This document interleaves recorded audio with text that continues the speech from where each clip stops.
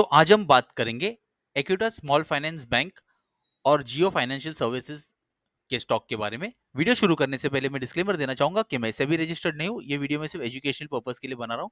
इस वीडियो के बेसिस पर आप बाई सेल या होल्ड का डिसीजन मत लीजिए। आप अपना रिसर्च खुद कीजिए। ये कोई इन्वेस्टमेंट एडवाइस नहीं है।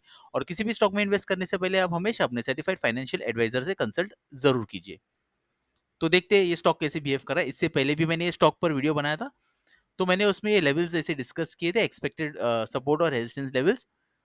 तो मैंने उसमें कहा था कि स्टॉक यहाँ ये लेवल्स पे स्टॉक आया, अगर ये लेवल तोड़ के ऊपर जाता है, कोई बुलिश साइन दिखाता है, तो ये हम सोचेंगे कि स्टॉक ऊपर जा सकता है। लेकिन स्टॉक ने क्या किया, यही लेवल्स पे इसे क्रॉस नहीं किया और यही लेवल को स्टॉक ने यहाँ पर कंसोलिडेट करके एक ब्रेकडाउन दे दिया। उस टाइम पर भी मैंने वीडियो बनाया था कि मैंने कहा था कि ये एक सपोर्ट जोन है स्टॉक के लिए, एक डिमांड जोन है कि स्टॉक जब भी ये लेवल पे आया स्टॉक ऊपर गया है। तो जब अगर स्टॉक ये लेवल को तोड़ेगा, यहाँ से अगर तोड़ देता है, तो स्टॉक और नीचे तक आएगा।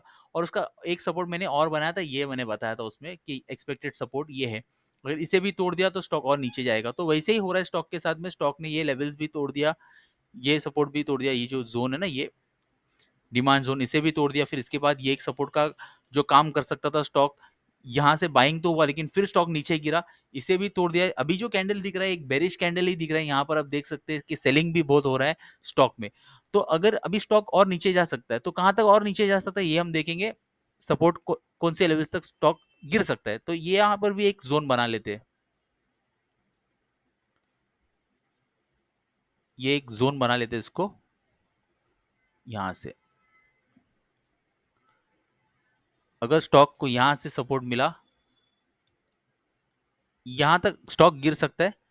ठीक है, यहाँ पर भी एक जोन दिख रहा है बाइंग का, ये लेवल पे भी हो सकता है। लेकिन ऐसा जरूरी नहीं कि स्टॉक में बाइंग ही होगा, लेकिन हम एक्सपेक्ट कर सकते हैं। ठीक है, अगर लेकिन फिर भी ये एक जोन है, ये जोन दिख रहा है मुझे, और ये भी मार्क कर देता हूं।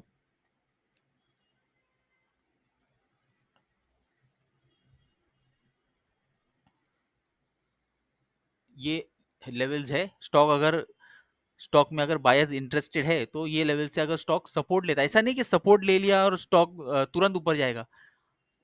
अच्छा कंफर्मेशन मिलना चाहिए, एक अच्छा बुलिश कैंडल होना चाहिए। ठीक है, स्ट्रॉन्ग बुलिश कैंडल अच्छे वॉल्यूम के साथ में। यहाँ स्टॉक इधर आया तो ऐसे नहीं कि एक ही कैंडल ग्रीन बन गया और हम सोचेंगे स्टॉक ऊपर जाएगा, नहीं ऐसे नहीं है। स्टॉक ऊपर भी ग्रीन कैंडल बनने के बाद भी स्टॉक गिर सकता है। तो एक जब तक अच्छा एक बॉटम फॉर्म नहीं होता है, तब तक हम एक्सपेक्ट नहीं कर सकते कि स्टॉक ऊपर ही जाएगा। ठीक है, तो ये एक जोन है अभी के लिए। अगर स्टॉक बाई चांस ये लेवल्स भी तोड़ देता है, ये जो जोन मैंने बनाया है डिमांड जोन का काम कर सकता है स्टॉक के लिए, अगर ये दो जोन भी स्टॉक तोड़ देता है, तो स्टॉक और नीचे तक आ सकता है। और अगर ऊपर जाता है, तो मैंने एक्सपेक्टेड जो सपोर्ट रेजिस्टेंस लेवल्स तो मैंने ऑलरेडी बता दिए। ये वीडियो मैं सिर्फ एजुकेशनल पर्पस के लिए बना रहा हूँ। मुझे जो चार्ट के बेसिस पर जो दिख रहा है, टेक्निकल एनालिसिस के बेसिस पर मैं आप लोगों के साथ में शेयर कर रहा हूँ। मैं कोई बाई सेल या होल्ड का रिकमेंडेशन नहीं दे रहा हूँ।